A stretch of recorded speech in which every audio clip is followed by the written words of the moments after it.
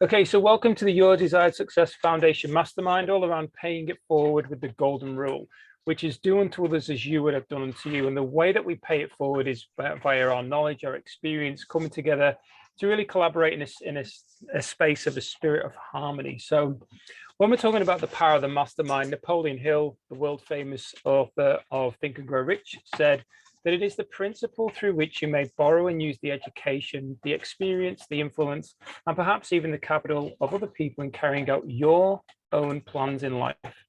It is the principle through which you can accomplish in 1 year more than you could accomplish without it in a lifetime if you depended entirely on your own efforts for success. So let's dive into the mastermind principles with Veronica first. The purpose of the mastermind is to share our value and connect with like-minded people in order to create wealth in all areas of our lives. We are here to inspire and challenge each other to reach and exceed goals. Each member is committed to their own success as well as the success of every member of the group.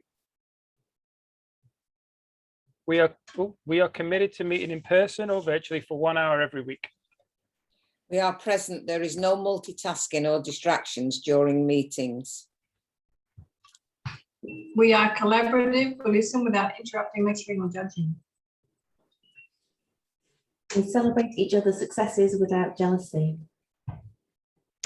We are honest and participate by giving thoughtful feedback. We are open and listen to different perspectives without being defensive or offering excuses. We trust fellow members enough to share fully. We are focused, but we also think it's important to have fun during meetings. We are real. Sorry. Right. We are real and authentic. This is a no BS zone. We allow ourselves to become completely aligned with each other and the high forces, one mind, one soul, one love. Beautiful. Thank you, ladies, for setting the foundation of the call. And Carly, you almost forfeited that last one. I thought I was in with the shop there when you jumped the gun in Holly's place. So that was safe for you to finish there. It's a really empowering one. I really love that one. So I was actually doing the maths when it clicked over and went, oh, I'm going to miss out by one. I need to figure that one out better next time. So, so today is around the power of the mastermind.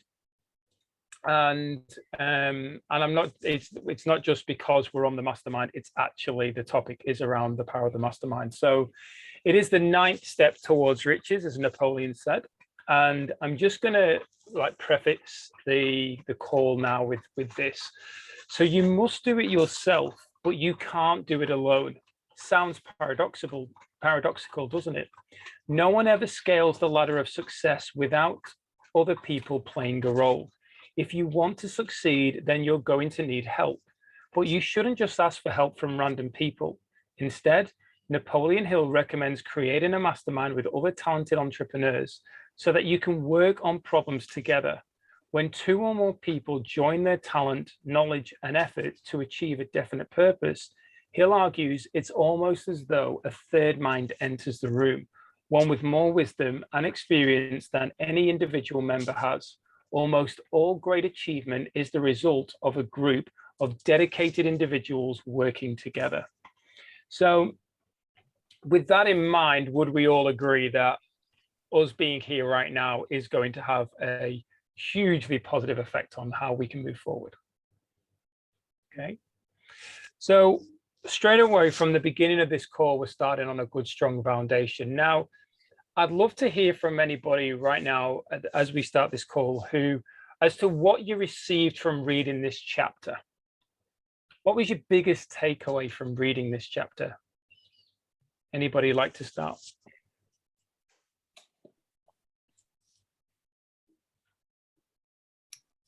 Yep.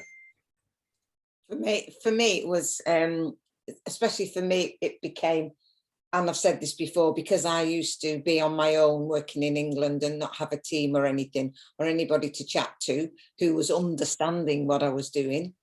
To me, this whole chapter just reinforces what I've believed since I've come into these masterminds, since England have got their own little team, and and like Holly's part of that, a new friendship that I've developed, and we've created a little team, and that it is about, and I think it's great to chat with men, and I've nothing against men, but I do feel that the women on board just have, I just really feel I'm moving forward quite quickly because of masterminding, being involved with other women who are doing what I'm doing.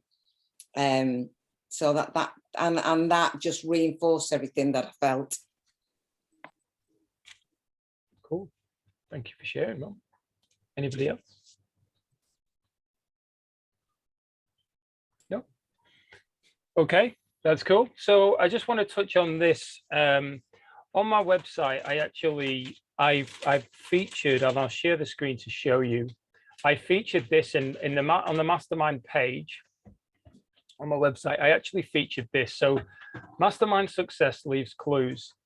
Many of the most successful businesses in the world have been products of Mastermind. A Business Insider article once shared around these famous Mastermind alliances. So Bill Hewlett and Dave Packard, Hewlett-Packard, 1939, computers and so on. Bill Gates and Paul Allen, Microsoft. Steve Jobs and Steve Wozniak, Apple. Ben Cohen and Greenfield, Jerry Greenfield, Ben and Jerry's, and so on. So there's many more. So you can see the importance of people coming together and having really for a common cause. And has anybody here watched the movie Jobs? About the movie about Steve Jobs and Apple? I highly recommend watching it. One of the reasons is not only because you're all in business, but also because you're all on a journey of self-development, on self-growth, and to see what was needed and what happened, and the desire. Like we started a few weeks back where we went through the importance of the desire, the sheer desire and the vision that Steve Jobs had, and then the people he got and the way he constantly challenged. It's just, I actually turned it on the other day to see how the internet was for us to be able to watch it. And just in the opening scene, I was emotional and tearing because with what we've been doing more so of late, I was able to really embody what where Steve was and where his mindset was. You know, if I'm going to be, can't think of the word, but just to try and get on that level, because he was vibrating at such an insane level as a visionary, and to change the course of literally the way we live in this world via technology. So there's a couple of things that I've highlighted throughout the book, and there's lots of arrows going here, there, and everywhere, as there always is. So the first thing is power is essential for success in the accumulation of money. Plans are inert and useless without sufficient power to translate them into action. This chapter will describe the method by which an individual may attain and apply power. Now, with that in mind, did you receive the description of this? So when it said around power is organized knowledge, okay, and this is where it's important, power is organized knowledge.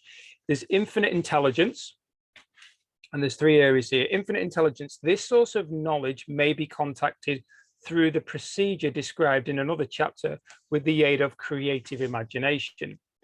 The second one is accumulated experience. The accumulated experience of man or people, I'm just going to try my best to reword it. The accumulated experience of people, for the portion of it which has been organized and recorded, may be found in any well-equipped public library. An important part of this accumulated experience is taught in public schools and colleges, where it has been classified as organized. Remember that, and I'll just touch on this. Is anybody aware of what Andrew Carnegie said, who basically helped Think and Grow Rich come together, what is one of his most powerful statements are? Is anyone aware of that? I can't remember, but I know you've mentioned it before. I just can't remember. I'm too tired. Is it the one about he employs different people for the knowledge that they have? No. Well, there's that. So in the book, Napoleon talks about and says that he basically surrounded himself with a mastermind alliance of people who knew what they were doing in the steel industry. But what he actually said was, I will spend the first half of my life accumulating money and becoming like one of the wealthiest people in the world, if not the wealthiest person in the world. And then I will spend the second half of my life giving it all away. And what he actually did in giving it all away was he didn't just go and throw it out. What he actually did was he was the main creator of libraries around the world, around America in particular. And he was Scottish. So Andrew Carnegie helped give people a place where they could go to receive specialized knowledge for the likes of Think and Grow Rich and any other books. So just think of the power of that. And then the third one is experiment and research in the field of science and in practically every other walk of life. People are gathering, classifying, and organizing new facts daily. This is the source to which one must turn when knowledge is not available through accumulated experience. Here too, the creative imagination must often be used. So there's what I find is there's quite a lot of depth to what Napoleon says, but we can break it down. So each one of us are at this point where we are in our life and we've accumulated knowledge and we're learning constantly and we're trialing new things. We wouldn't be here if we weren't open to new things. So I'm curious to know, what is it that you feel that you bring to this mastermind? Probably a big question. But what is it right now? I encourage you to get out of here and travel down 18 inches into your heart. What is it you feel resonates with you that you bring to the mastermind? Yeah, like what is your genius? Yeah. What is your specialized knowledge? Like what I find is that the mastermind really is, or every part of every chapter is the mastermind, because we're bringing our genius, our specialized knowledge, our participation. You know, like what else is in there? We're bringing infinite intelligence because we're in touch with infinite intelligence constantly. So depending on who's awake and who's not, that doesn't matter who's in the mastermind. At least one is in there with infinite intelligence flowing through them in the moment. You know, like, so, okay, that's me then. That's what I bring. Thank you. Beautifully shared, Carly. Thank you. Always so much. Yes. Hey, who is that? Roger? Hey, Roger. That's all good, mate. It is, yes. Holly, did you unmute yourself?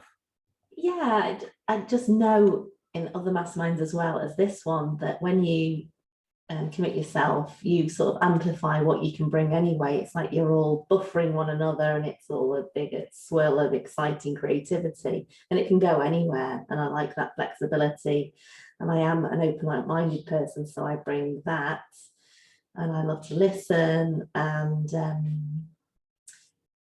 just help people out with, maybe if they're getting stuck with something, I maybe have been through that, so past experiences. But I do like to see where they're limiting themselves, and I like to speak into the group because I also hear my own limitations. So it's like, it's a two-way thing. I'm listening and thinking, what did I say that for?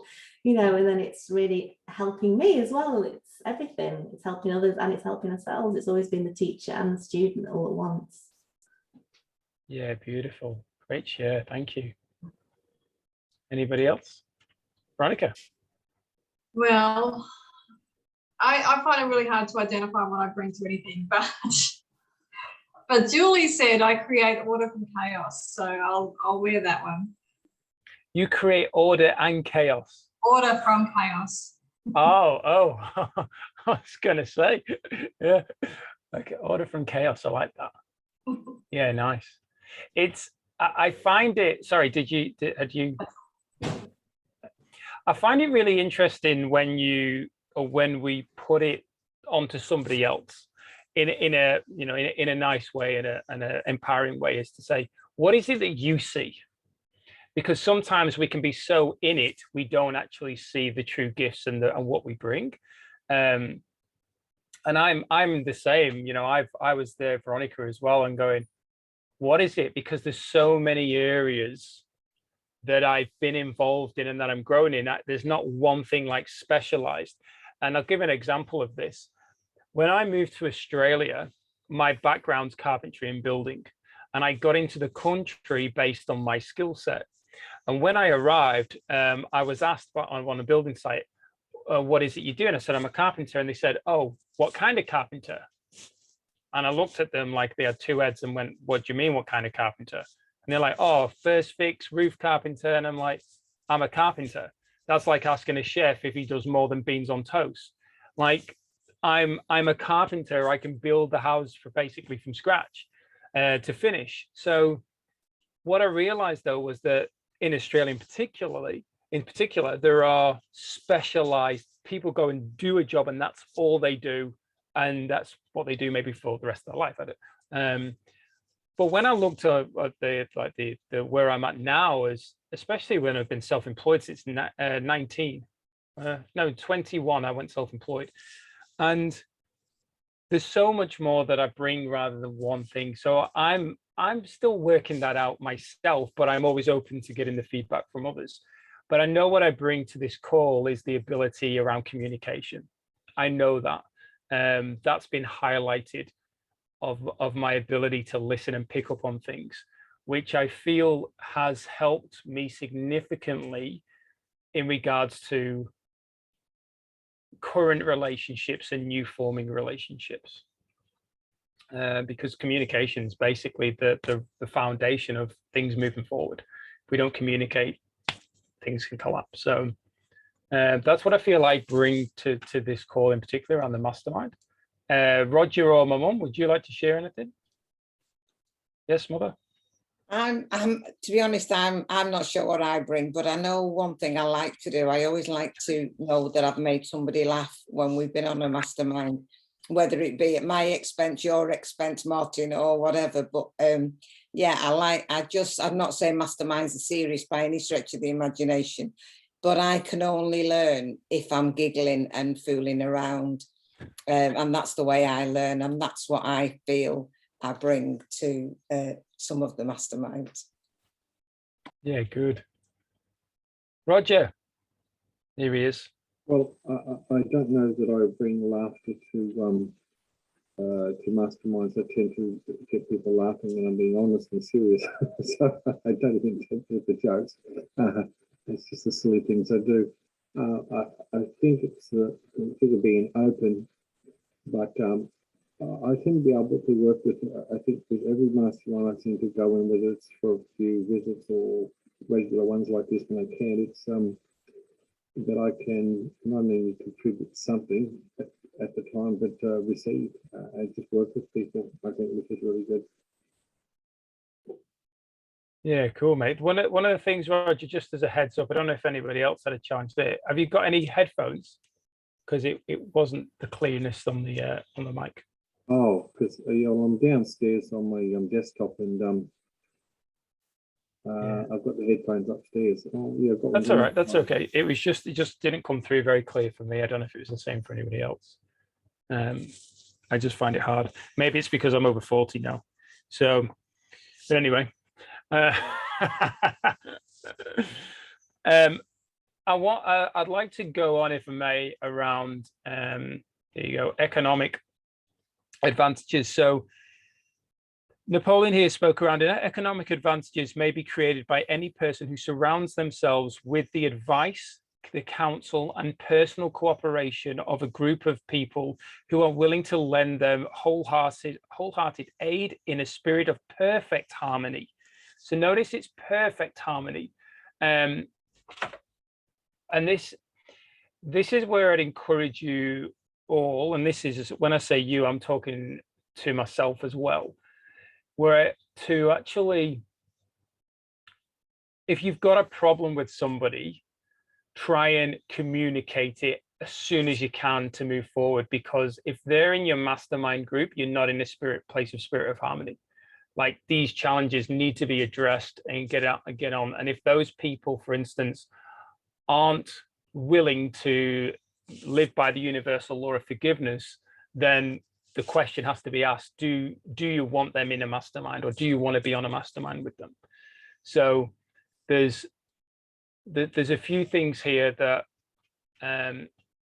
like I've got people in my life who don't want to speak to me, okay, but I've chosen to forgive them and forgive myself, but I still choose to forgive them for the way that they behave. And they think that there's nothing wrong, but I go, well, if we look at it from a logical sense, I go, well, I'm willing to talk to you and catch up with you, but you're the one who doesn't. So can you not see that you truly haven't forgiven? And therefore there can't be a relationship that's in a place of a spirit of harmony to get a desired outcome. That's why it's really important around that communication, around how we're showing up, around, like, sometimes we say, like Mark, for instance, growing up as a child, go and say sorry, but I didn't do anything wrong. Doesn't matter, go and say sorry. Well, that's forgiveness, because if there was a problem between two people, you have to be able to take ownership for one side of it, one half of it. Can't put the blame on somebody else. So with this here, a spirit of perfect harmony, this form of cooperative alliance has been the basis of nearly every great fortune. Your understanding of this great truth may definitely determine your financial status. The psychic phase of the mastermind principle is much more abstract, much more difficult to comprehend, because it has a reference to the spiritual forces with which the human race as a whole is not well acquainted. You may catch a significant suggestion from this statement. No two minds ever come together without thereby creating a third invisible, intangible force, which may be likened to a third mind. Now, I've stressed over the past, how many weeks I've been doing this. You must get, and I'm being very bold here, and I do, forgive me if it upsets you, but you must get the unedited version. Because when Napoleon's speaking, he's speaking about vibration. He's speaking about a higher energy. So when Napoleon's saying around that third mind, I believe it's our vibration, our frequency shifting to a whole other level, opening up and allowing more in for a creation to take place. That's what I believe. What about yourself there, Carly? There was a big giggle there. Just don't miss a thing. It just sounds like infinite intelligence to me. So look, the third mind, I like that idea, but really it's just two minds blobbing into one energy and creating an outcome from the two minds that turn into one energy. And then depending on your wound, depending on how you receive it from that one energy. So one person may receive it very nicely. The other person has an issue like you're talking about and cannot forgive because they don't even consciously are awake enough to know that there's even that point is needed. Depends where they're at. Or they are awake and they're just so stubborn they can't get out of that. Like they can't see through the forgiveness angle, because how good is forgiveness? Like, when we get together in a mastermind and someone disagrees with us and they've got a different opinion, that's fantastic, because that gets you out of your comfort zone, them out of their comfort zone. Someone at some point had to step up and speak their truth. And we all get to grow in that, because then we all get to decide, oh, hang on, that's a great idea. Oh my God, I love that extra piece Martin just added in. Oh, Rosa, yeah, the joy. I love it when I attend a mastermind and feel Rosa's contribution of joy every time she speaks. Like, why would I not want to attend a mastermind and grow in that? Even if I don't agree with what she's saying, the joy gets me. The energy gets me of joy behind her words. Yeah, beautifully shared, Carly. Anybody else want to touch on that? What anybody's feeling?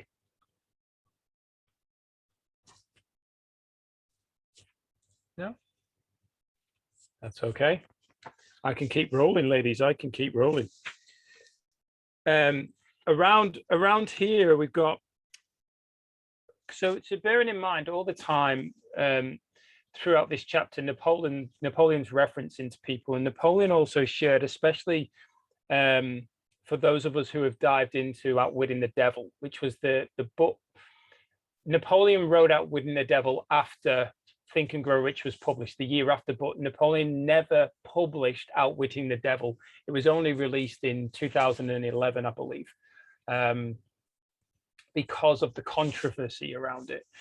Now, I believe that if you read Outwitting the Devil, or you listen to the audio version by Sharon Lecter, and there's a few other people that communicate in it, it makes Think and Grow Rich make a whole lot more sense, in my opinion.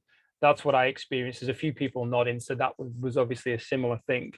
But Napoleon spoke about in that, and he spoke about it in here, how he had an imaginative mastermind table with very high profile people who he admired, and he would have conversations with them based on, and he says it in this chapter, I believe, when we get to it later, and he said that you know, there would be one person that was always rocking up late, and then one person that's doing something else, and everyone had and they were all like bringing their characteristics, and he was in that room with them or on this call with them. And that's the beauty of accessing that like Carly just said, then going into the one, really, and bringing it all in alignment and receiving the information. So here it said, analyze Mr. Ford's intimate personal friends, some of whom have already been mentioned, and you will be prepared to understand the following statement. People take on the nature and the habits and the power of thought of those whom they associate in a spirit of sympathy and harmony. Henry Ford whipped poverty, illiteracy, and ignorance by aligning himself with the great minds whose vibrations of thought he absorbed into his own mind. Through his association with Edison, Burbank, Burroughs, and Firestone, Mr. Ford added to his own brain power the sum and substance of the intelligence, experience, knowledge, and spiritual forces of these other four men. Moreover, he appropriated and made use of the mastermind principle through the methods of procedure described in this book. This principle is available to you. So, anybody got anything to say on what I've just read there? What are your thoughts on Henry Ford? What do you know about Henry Ford? Are you empowered by Henry Ford? I actually, watching the movie, it was really, really kind of hit it home as to what he had to do. And it was just an example of him being slandered by one of a newspaper, and he took him to court, and they're trying to tell him how stupid he is. And he's like, well, you know, I may not know, you know, this and that, but I may not know who was the first president or whatever, but, you know, I know how to source the right people to put them in the right places to create what I want to create. So, yeah, that really hit it home.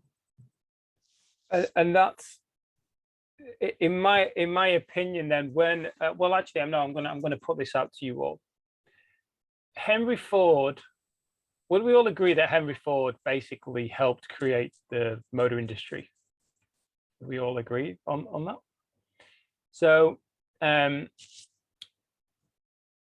what he did was surround himself, like Veronica just said, then he surrounded himself with people who knew how to do what he needed them to do. His knowledge and experience was limited, so he found these people. So where in your life right now can you step into Henry Ford's shoes? Does that question make sense, Carly? I love that question. We are stepping into that situation right now, sitting here, because we chose to show up and learn from each other and use the specialized knowledge of each other to contribute in this mastermind for us to all evolve individually and as a collective. Beautiful. Now, if I I'm may going to say put. something, Martin. Sorry, Roger. It's okay if I may say something. You know, I find in mastermind groups there are often people who I know have different sort of spiritual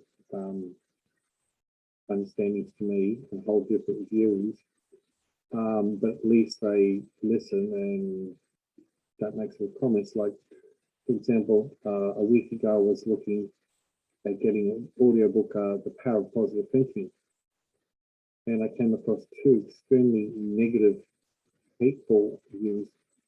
And the reason is they didn't like it because well, they call it religious, but they mean quite strong Christian things that comes out in their book. And I thought, I think you're missing the whole point. When you look at the power of positive thinking, you give your source. And I hear like Carly and other people about their positive thinking, their sources. But, you know, whether I agree or not, I listen because I might be able to gain something. But because someone has a view different to your own,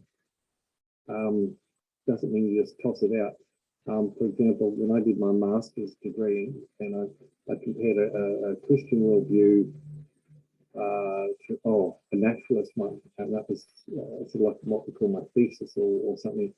And I got pulled up on two things because I called the naturalist one a load of rubbish, which I thought was a nice way to put it in an essay, but you don't say those things in a master's paper, you know.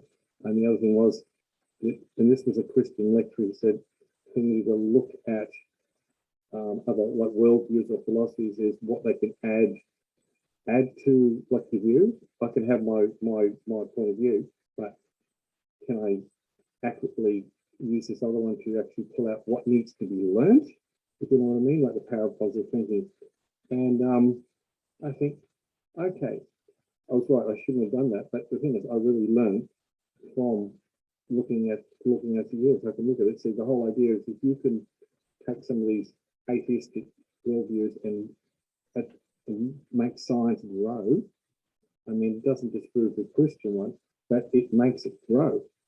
You know, instead of when they can't find answers, say, hey, this is not working anymore, the atheists go out and find another worldview or philosophy and start to make improvements. More than say the Christian side would say. I thought, wow, that was a really, really good learning lesson for me, you know? And so that's why I have no problem listening to others. It's like, can I learn from this? Yeah, wow, thanks for sharing there, Roger. There's definitely I haven't got my phone here. Just excuse me a minute. Beth, can you just turn the lights on, please? I haven't got my phone, but I actually wrote down all of the areas that Napoleon said, the 12 areas around riches. And the first one is a positive mental attitude. That's the first one to achieve any of your riches in life, positive mental attitude. And we were driving, I've been listening to the audio quite a lot. It's about two hours long, I think. And they just take snippets of each chapter. But and I was driving and I was going through, and the positive mental attitude really hit me hard. And I was like I wasn't hearing anything. I was going, okay, when am I not in the positive mental attitude? And there's also that thing of don't beat yourself up. Don't let it all get on top of you. That we're living in this life right now, and there's things going on that are out of our control. So, you know, like the border's being closed, so I can't go over to see my mum and the family and so on, you know. So they're like, those things are out of my control, but there are a lot of things that I am in control of.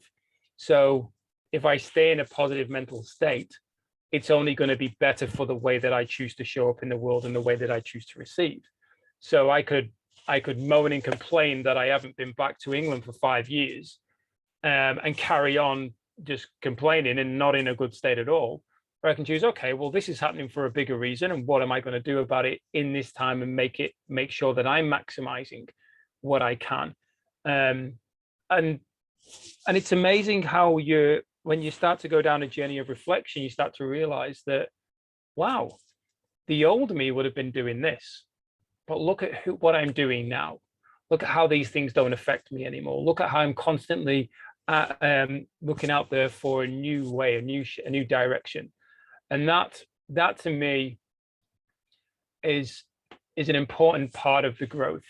But one of the things that I wanted to come back to around this question that I just asked is, Carly said around the importance of the mastermind, like being here with us right now. But what was it really that started for Henry Ford that you have access to? What was it really that started it for Henry Ford? Go on, Veronica. Carly. I was pointing to heaven. Oh. Yes, what? Well, fully Infinite enough, intelligence. Veronica's just above you on my screen, so I thought you were Oh, pointing up to no. Veronica. Well, she's infinite intelligence, so it's Yeah. probably right. I saw Henry Ford. What he did was, like, he was an entrepreneur, and somehow he got this idea about what we would call a car or something from one or two other ideas, and thought, well, hey, there's a good idea, explore it, and look what's happened. So what would have happened? We probably wouldn't have the cars we have now, like Ferraris. That's probably a good thing, isn't it? Yeah, it's a major thing. Someone just sees something, you find the same thing happen with computers. We wouldn't be here without computers, because it wasn't just Bill Gates and whatever. There was a number of other ideas, but Bill Gates pulled it together, and what's his other the guy with Apple? What's his name? Steve Jobs. Yeah, Steve Jobs. I mean, he did something, and you had this competition, but the two nerds who, for want of a better word, entrepreneurs who come up different and competing, and one triggered the other. And I said, yeah, I think it's just amazing what can happen. Yeah, some really good points there, Roger. The one thing that I really wanted to see if anyone picked up on was the burning desire. Henry Ford had a burning desire to invent the automobile, and for it to become the main form of transport for everyone around the world, basically. That was the burning desire. And what he had to do to make that happen was get around an alliance.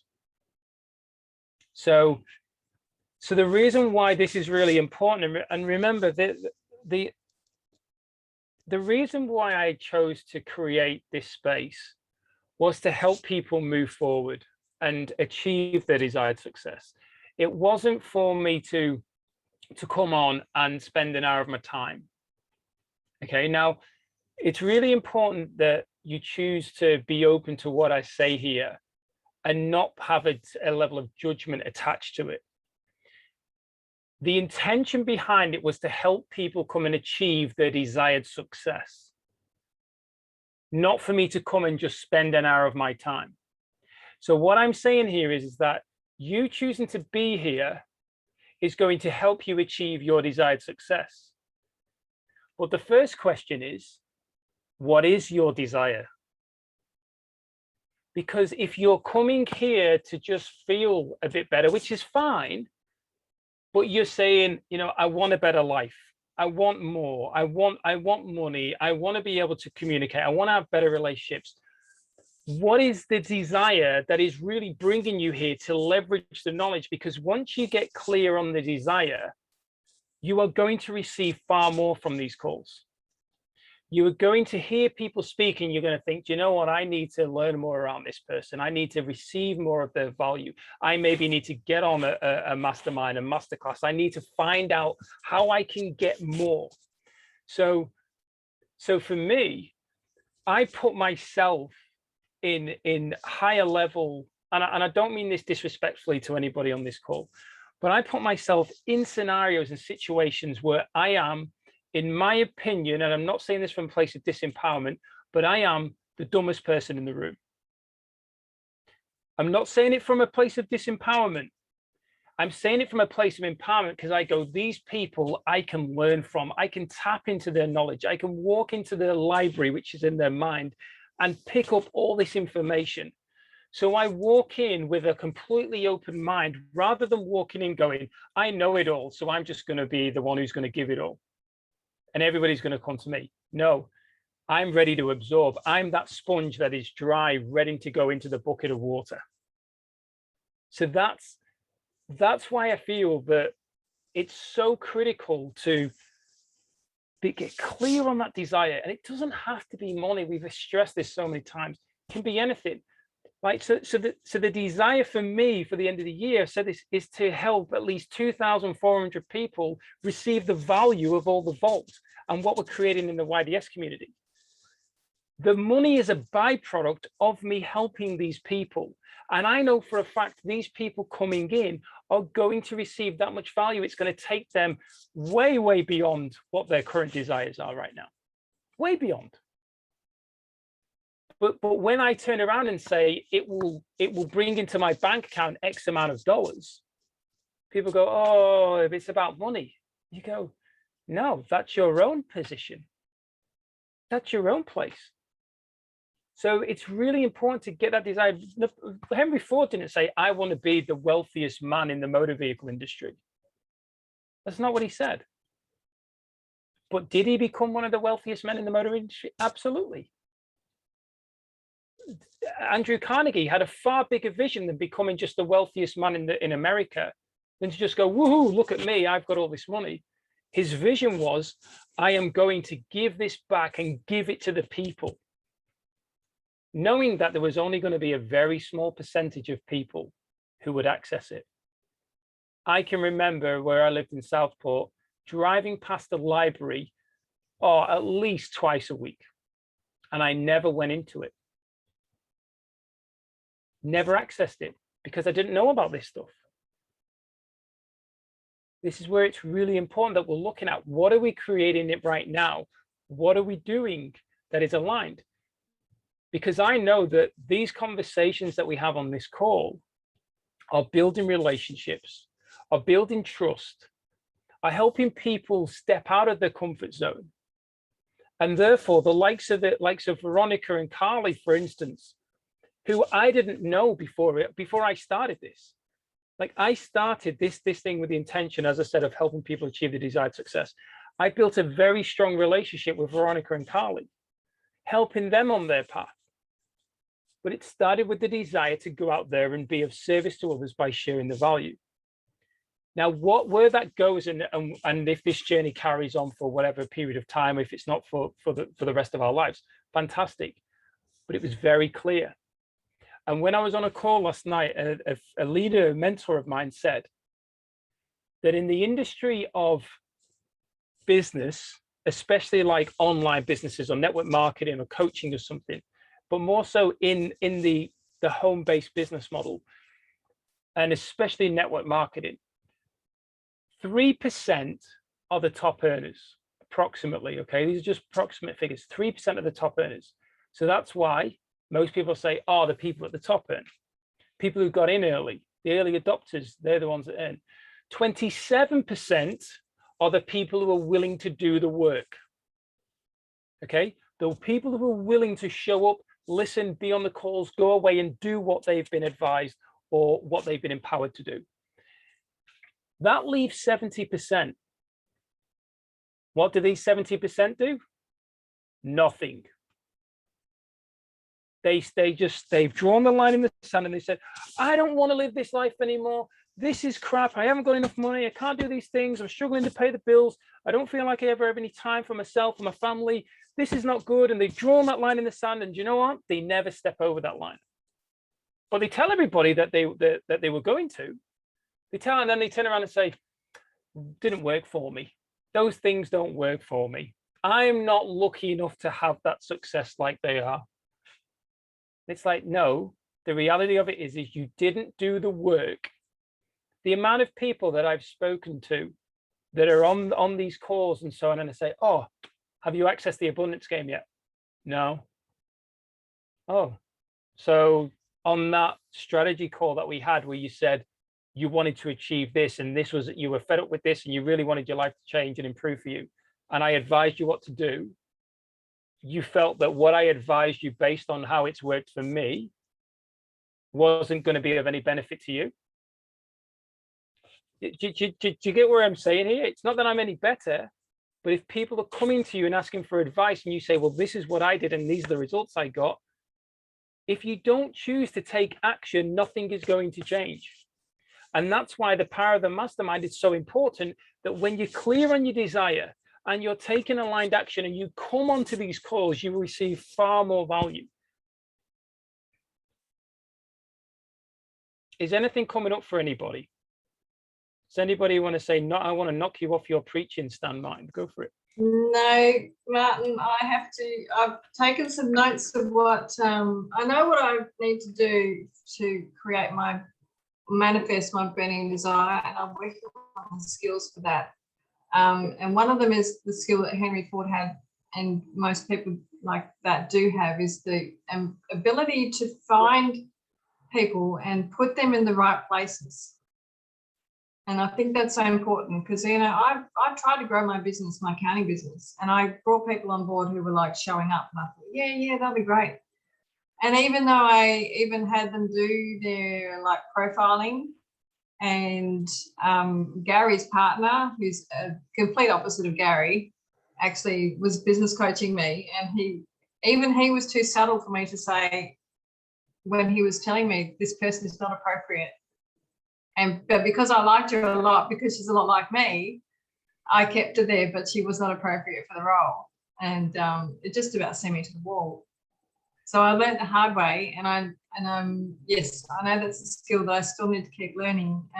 But also another thing that I've seen you do, and Gary does it too, coming from a higher perspective. So it doesn't matter how much I'm wanting my burning desire, but if I don't come from a higher level to enlist people, if I'm just telling them the mechanics, they're going, I don't understand. But if you just give them the highest level you can possibly get to and say, this is its purpose, then that's how I've come to realize that's how you get people on board. So thank you. Absolutely. A great share there, Veronica, and thank you. Let's bring it into, based on what we started with, around Think and Grow Rich for women, which this is for men. Well, it's not for men, but it's written in certainly a male time. Think and Grow Rich for women was described as it brings into the world we live in now. It ties it all in beautifully. So if we're going to tie it in beautifully in regards to what we shared then, who here has a car? Yep. There are thousands of moving parts when you turn that key. And when you put your foot on the clutch, you put it into gear, whatever you do, and you let go of the brake and you start driving, a lot of it works in a spirit of harmony to get you to what you want to go. Okay? At no point when you go to buy that car, especially from a dealership, do you say, I want to know everything about this car, right the way down to the tiny bolt that's holding the head gasket on. You're just not interested. What you want to know is, will this car get me from where I want to go, from where I am to where I want to go? Will it be reliable? You know that it's got 4 wheels, you see all the outer surface. The same as when you grab your phone. You don't need to know how the whole thing works. You just need to know that when you press call mom or call whoever, friend, it calls them. The same as the light bulb. When you flick the switch, you want the light to go on. You don't need Thomas Edison to tell you the whole 10,000 plus times that he was going through it to get to the final result. And this is why it's really important to be looking from that space of, I don't need to know all the logistics. I don't need to know how it all works. And you know what? I'm not interested in how all these things work. What I am interested in is the outcome. So I had a conversation with a friend yesterday who's in a couple of days ago, who's in a really dark place. And I said to him, I've seen this. I've seen where you can be and what you can do.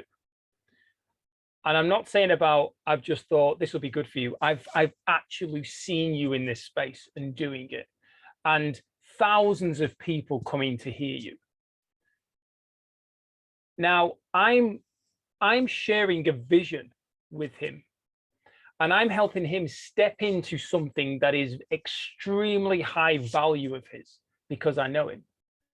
So I'm not going, this is how, in this example, this is how Noble Goldman works, and this is exactly how the comp plan is, and all this kind of stuff in the platform, and the logistics and the way it all works is irrelevant.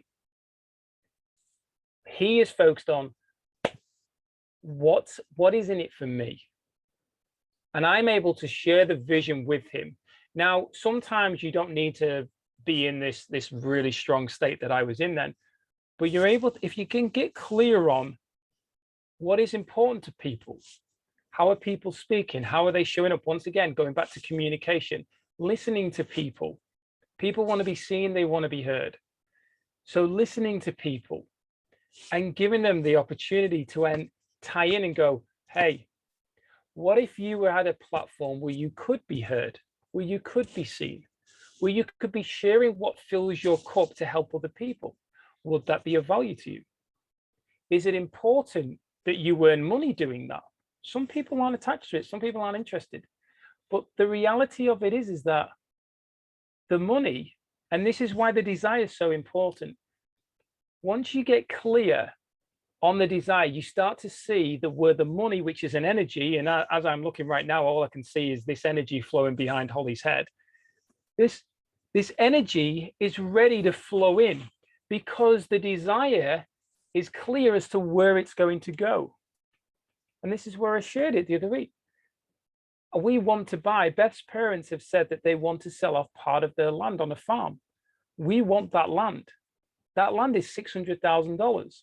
And Beth would like to have Beth's dream is to have an animal sanctuary.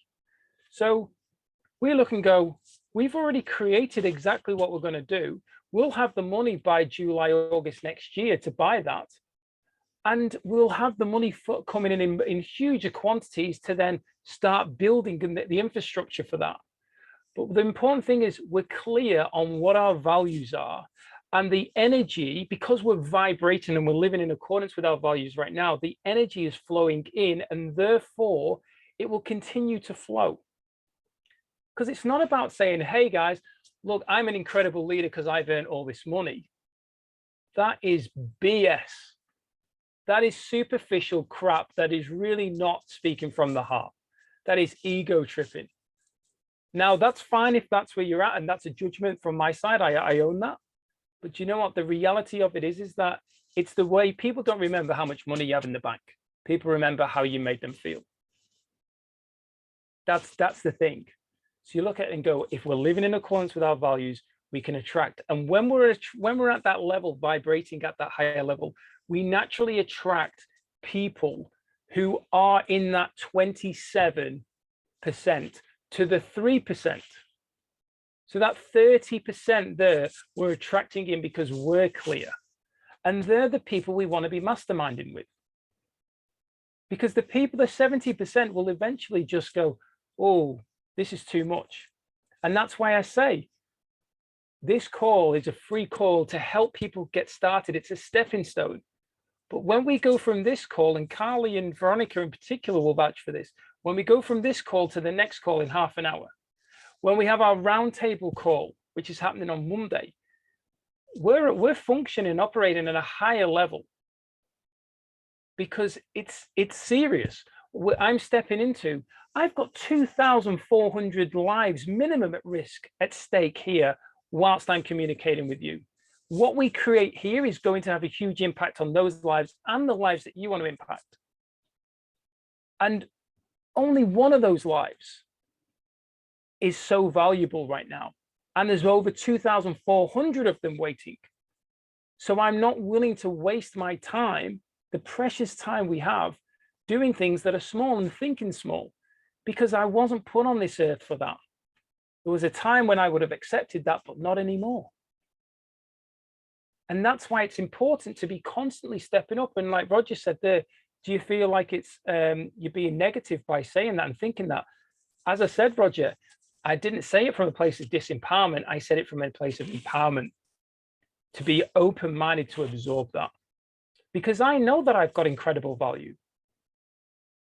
And I'm not saying that egotistically. I'm saying that from a place of love and confidence to self. Yes, buddy.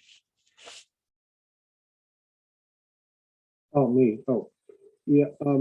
I just wondered, like if you mean, I mean, wasn't actually accusing. I was just thought, well, you know, you don't have to say I'm the dumbest person in the room, but you could see, and this is what teachers have to do, because I'm a teacher, make it proactive. So, well, I think there's 5 other or 6 other people in this room who are a lot smarter than I am, or at least, and they could receive from me. Is that what you were meaning? What? Sorry, because you're really echoey, buddy. Say that again. Oh, probably because I've got a different sort of microphones than the one I normally use. If your meaning is like, or did you mean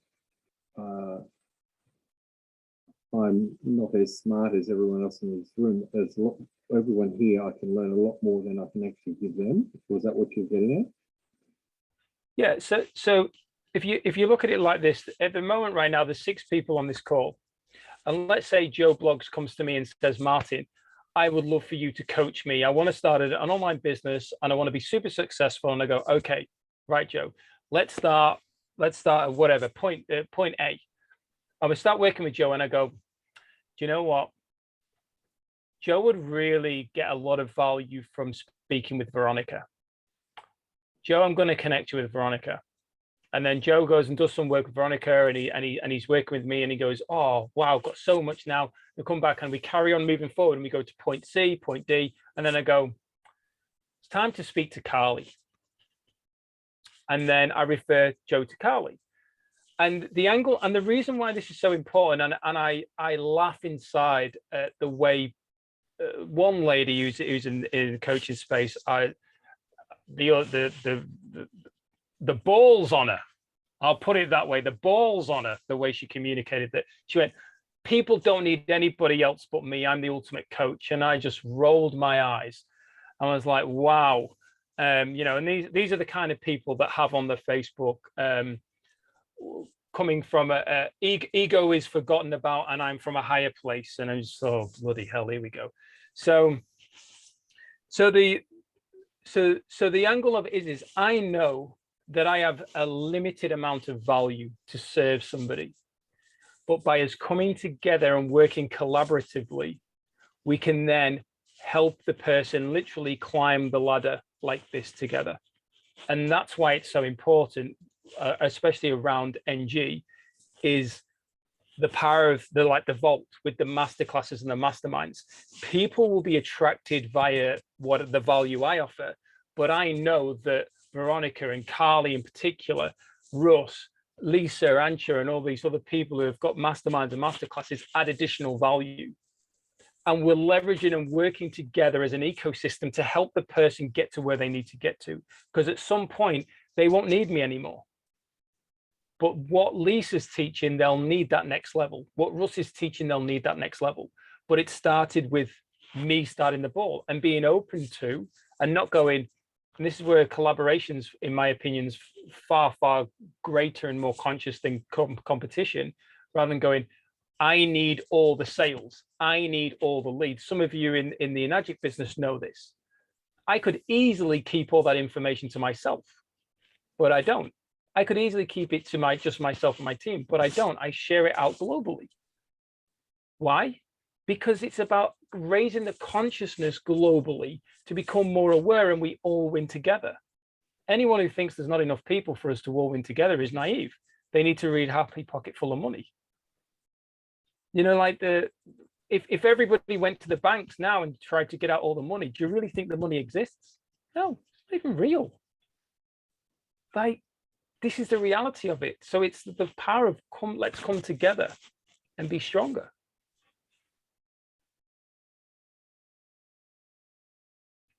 Does that give any information there, or help Roger or anybody else? Not just Roger.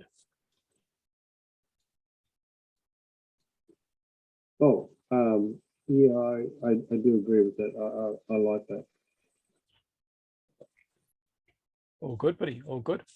So the whole angle, and I also just want to be very clear with everybody. I'm not saying go out there and start your own mastermind, okay? Because some people think that's what they've got to do. You can leverage And like Andrew Carnegie said, leverage the minds of other people. There's over 500 minds of information that have been shared in this book.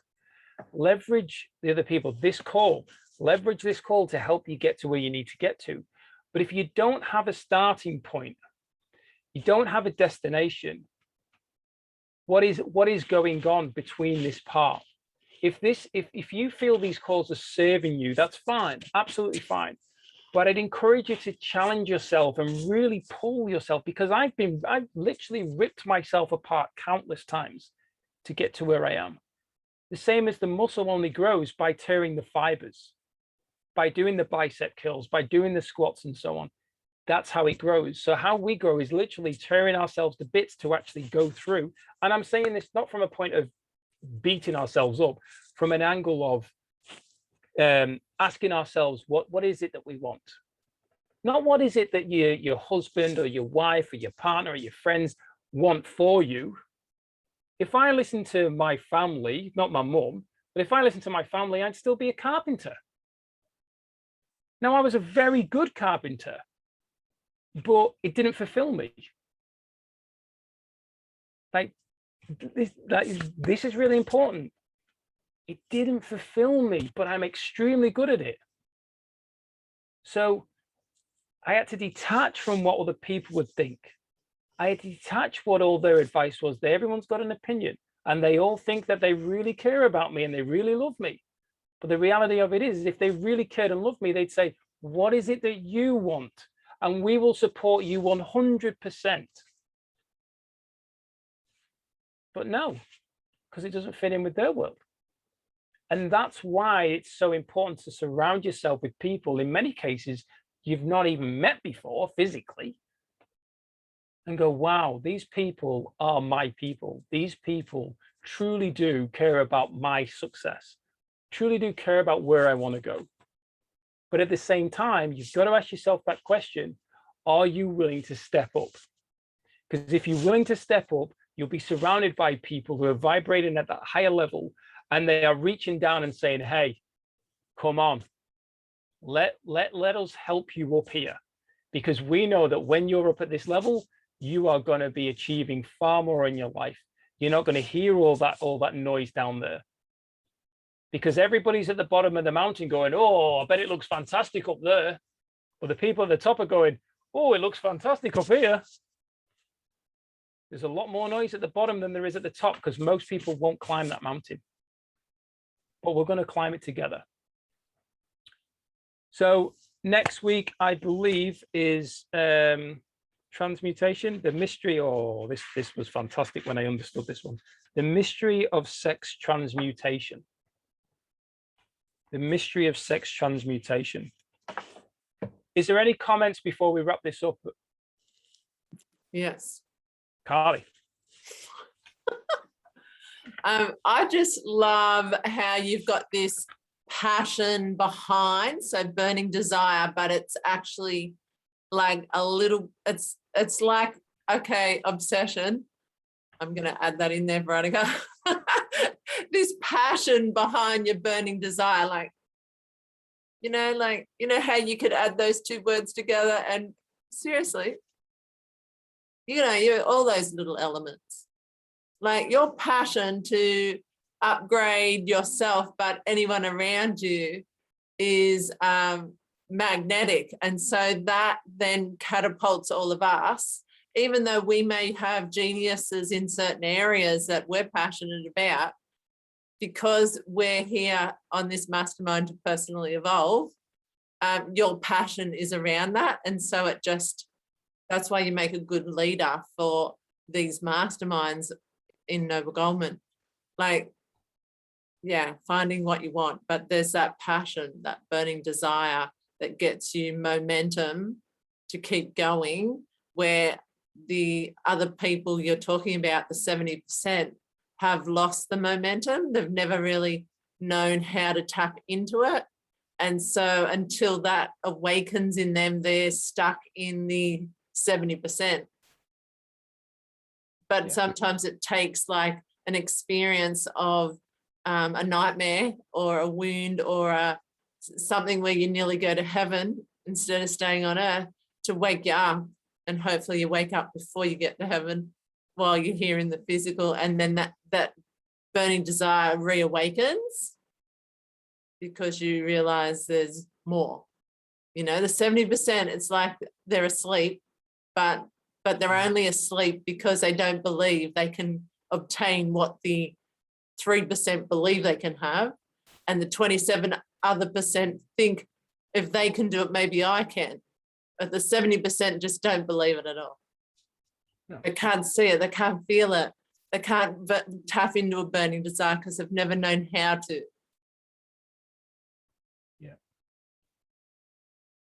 Yeah. So then it comes back to that compassion, like no matter who shows up at these things, just holding the space of unconditional love and compassion so that the person feels that and starts to hear the truth, wisdom, and know, like learning in anyone else's share.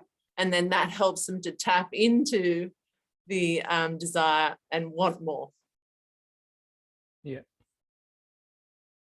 Yeah, great share, Carly. And what's if I leverage Carly as an example here, Carly was told by someone who she viewed, I don't know if you still do, as a leader, that Carly would never be successful in this space.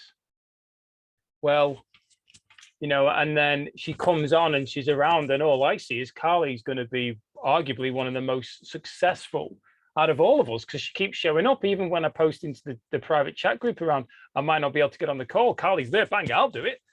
I'm like, crikey, no one else had a chance. The hair was gone and the gates opened and the whippet was out. So the key there is the fact that we have to be open. And the beautiful thing around why the 3% are so important to be in reach. Okay, so not necessarily, it's very hard to get around the 3% because that's where they're vibrating on. So they're very conscious of who they let in to not affect that energy. So the 3%, and this is where it's really important, the 3% have already achieved their desire. Whether that's monetary, whether that's the body they want, whatever it is, they've already achieved it before it's become a physical reality. They already see those numbers in the bank and they live in accordance with those numbers. They're already having those conversations with the people on what they want to invest in or whatever it would be. So they're embodying that energy, and that's why it comes into their life. Because the only way it's not is by us saying that we're not worthy of it. Now, what's important is that 27% are feeding off the energy and the information and so on to help them. But the 70%, as Carly said there, are not even willing to listen. They think that, oh, do you know what? I watched an hour YouTube video today on motivation. I've done my personal growth. No, you haven't. You got some more information, but what did you actually action and implement in your life to now shift it from an intellectual understanding into a spiritual understanding where you can embody it and you can feel it? Because like Napoleon said, if you're able to emotionally connect with your desire, emotionally, and the top emotion's faith. So you've got to already see yourself there. If you're able to emotionally connect with it, you have already achieved it. Sorry, Veronica. You've already achieved it. Bye-bye, darling. Thank you for your contribution. You've already achieved it. So really step into this and embody it. You know, I don't mean to come across like I'm preaching and telling you what you should or shouldn't be doing, but really go into that space and let that come in and make that decision. Where do you want to be? 70%, 27%, 3%. And if you're in the 27%, which is a great place to be, in all fairness, that's the starting point, in my opinion. And you're willing to be open, and you're willing to not only just keep jumping on calls and getting all this information and just like flooding your brain, actually taking action. You know, I can show you the affiliate comp plan for NG. I can show you comp plans for other companies, and I can get you all excited, and I can give you all the hype about how amazing communities are. But you know what? until you help other people receive the value of products or the services or whatever it would be, you do not earn a cent. Just think around the importance of that. Until you help other people, and that's why Zig Ziglar said, you can have everything in life that you want if you go out there and help enough other people get what they want. That's literally how I embodied that quote from Zig Ziglar. I live by that quote. Go out there and give people exactly what they want, and you can have everything you want. But I do it because the way that what I feel back, and remember, this is where it's important to be clear on your values. Connection is an important value of mine. So being connected to other people is a high value. Therefore, it raises my vibration. Therefore, I attract more into my life. Core values are a key to the success.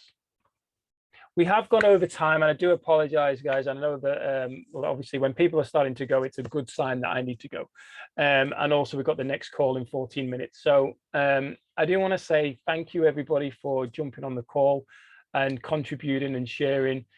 We are going to be back next week with the, what did I say we're doing? Next topic, sex transmutation. Yeah, the mystery of sex transmutation. So we're going to dive into that one. So whether you're reading it from Think and Grow Rich for Women or Napoleon's version, come to the call with what the biggest takeaway that you receive from reading that chapter. Okay, and we'll dive in deeper. But thank you all. Go and enjoy the rest of your day, evening, wherever you are in the world. Thank you. Thanks, everyone. Bye. Bye. Bye-bye.